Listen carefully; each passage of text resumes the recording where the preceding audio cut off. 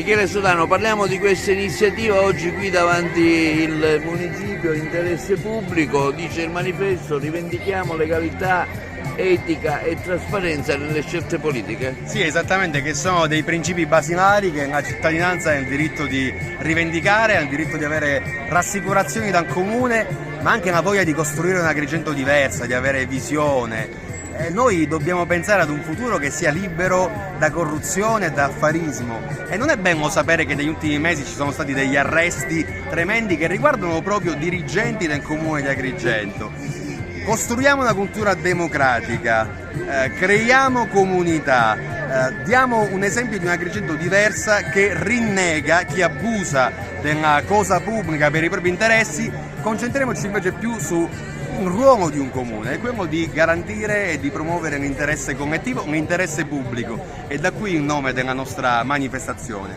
C'è una cittadinanza che sta rispondendo proprio perché etica, trasparenza, legalità sono i pilastri di una città e di una società che funziona. Quindi penso di poter esprimere con soddisfazione il fatto che con tante realtà di Agrigento ci si possa unire e creare passo dopo passo questa importante cultura democratica che forse manca da più di 30 anni. Sono Virginie Berge, sono francese e sono venuta a vivere qui ad Agrigento 2 anni fa. Mio marito è di qui e vivevamo a Parigi e abbiamo deciso di cambiare vita, di dare una svolta alla nostra vita e di investire sul territorio agrigentino, perché personalmente a me piace tanto la Sicilia, mi piace tanto Agrigento. Ecco, tu partecipi a questa manifestazione per quale motivo? Perché sono parecchio indignata di come si vive qui. All'inizio ero parecchio depressa, devo dire la verità, quando ho iniziato a vivere qui, perché pensavo e tuttora penso che non c'è la cultura del bello ma c'è la cultura del brutto.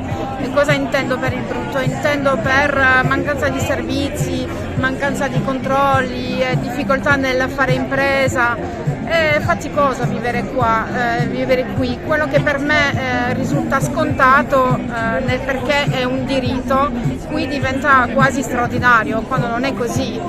In più non mi sento tutelata io personalmente dall'amministrazione, cioè a me sentire uno che è stato arrestato, mi sembra folle, fantascienza per me. Segretario del PD presente a questo evento? Ci siamo perché è un momento di protesta, un momento di aggregazione, un momento di unità di forze che hanno condotto l'opposizione in questi mesi a livello sociale. È una cosa importante perché quello che è successo ad Agrigento negli ultimi giorni è qualcosa di gravissimo. Dirigenti e consulenti del comune indagati per reati molto gravi, corruzione, turbativa d'asta, voto di scambio politico-mafioso. E ci vuole chiarezza, bisogna fare chiarezza, non come dice il sindaco io ho fiducia nella magistratura, quella è una frase drammatica, non ha alcun significato, tutti abbiamo fiducia nella magistratura, ma il sindaco deve chiarire come ha funzionato in questi anni la macchina amministrativa, perché ha nominato una persona che era già stata condannata in appello per danno erariale, mi riferisco al dottor Di Giovanni, ed era già indagato per i fatti che riguardavano la gestione del servizio socio-sanitario.